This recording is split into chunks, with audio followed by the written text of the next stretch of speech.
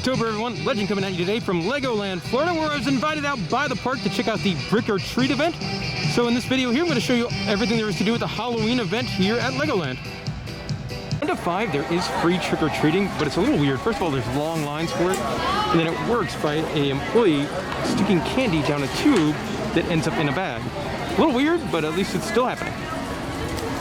So one thing that's neat, they've got a whole bunch of Halloween specialty characters, like Mr. and Mrs. Vampire here, to take like socially distant pictures. Very cool. The park has a couple of really cool, like full-size Lego builds for the Halloween event, like this giant pumpkin you could stand in. More Lego work over here. This is just a scarecrow made out of Lego. Not quite as advanced as some of them, but still neat. So this is probably my favorite of the Lego builds. It's a giant Lego hearse, 28,000 Lego bricks, including a skeleton guy driving. It's kind of cool. In the castle area, there's a big giant Brick or Treat mosaic being built.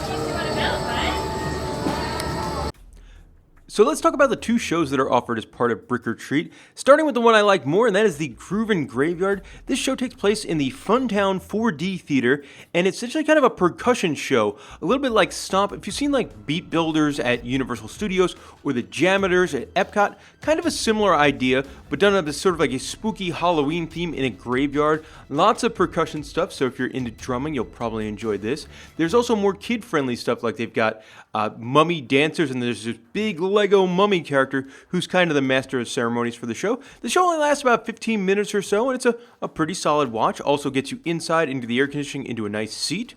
The other show is a candy-coated curse, and this takes place on the Lego City stage. This one's definitely more of a kind of a preschool kind of show, like definitely targeting more the little kids, where you have 4 characters and they kind of dance around and sing songs. There's a very, very loose story there, but this would be a good one for the little ones to just sort of see people in costumes singing happy songs. Alright, and those are the shows offered at Brick or Treat. Nice to see 2 full shows offered as part of this event. The different sections of the park are decorated as well. So you have Duplo Valley, the kids area, has these giant kind of Lego minifigure pumpkin heads everywhere. And there's a scavenger hunt in this section of the park that goes along with that as well.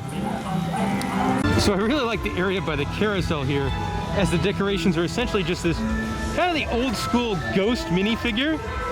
They've got some as statues, some up in the trees, and they're all kind of flying around, but I like it for like kind of the retro vibe I get from it. Also, it's very Lego. We've got the castle decorated here for Brick or Treat with the big medallion kind of thing, and then some Lego spiders. More decorations over here by Lego Ninjago, where there's a little house for a dragon and more. A couple more decorations. I find really neat, they've updated the Miniland for Halloween time. So you've got a vampire over here, and the big old truck that you would see like in the front of the park. They've also decorated it up for the Tampa Bay Lightning, who just recently won the Stanley Cup. So there's like a parade here, and some a sign that says like "Be the Distant Thunder." So definitely keeping Miniland updated. This section of Miniland really kind of went all out with the Halloween overlay stuff. You got, you know, witches on top of the building, another vampire dude all the way up top, a big pumpkin van, more vampires, Frankenstein, Bride of Frankenstein. Oh, wow, it even gets cool over here. Got a graveyard as well as a haunted house. I guess this is on the edge of the Washington, D.C. area. And probably the best overlaid for Halloween. They do have a little Lego Key West here in Miniland. It's kind of a coming attraction for the channel. Me and Molly just booked a couple of days of pure unfiltered drunkenness in Key West coming up in early November, so look for a video of that on the channel next month. One final shot here of Miniland Halloween, because I love how they've got the little headless horseman and then another Frankenstein going over the bridge. they got a number of upcharge specialty treats here at Brick or Treat, and the one I had to try was this thing. It's pumpkin ice cream with their signature treat, the apple fries. Not very cheap, so this little tiny dessert, it's gonna cost you $8. Another specialty food item for $4.50 here at the Firehouse Ice Cream. You buy some vampire edible cookie dough.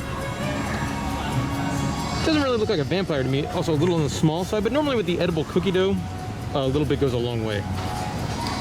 This has nothing to do with Brick or Treat, but one place I always go at Legoland, Florida is the Dragon's Den, the only place in the park that sells draft beer, and it's by a local brewery called Grove Roots, so I'm drinking a citrus pale ale. Not cheap, it's about $9, but it's kind of standard theme park beer pricing, but I love drinking some craft beer. And that will do it for our time here at Brick or Treat 2020 at Legoland, Florida. And in full disclosure, the park did invite me out. I did not pay to come in here today, so just be aware of that. I always like to be honest here on the channel. And I thought the event was nice. I think it's a nice event for kids. I think it's a nice event if you have an annual pass. If you don't have an annual pass, you know, Legoland Florida is a pretty expensive park to get into, so I'm not sure if it would be worth paying that admission price, because I think it's like over $100 to get in here. So I would say I probably wouldn't pay that money.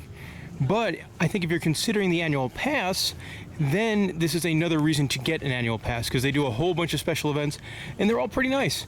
I did enjoy the giant Lego characters. I thought it's cute for kids with the trick-or-treating, and even like the park was really well done as far as decorations and stuff like that. And then the characters were probably my favorite part. I love the little touches in Miniland. And that'll do it for this video. If you have any questions about Brick or Treat, let me know in the comment section below, and thanks for watching.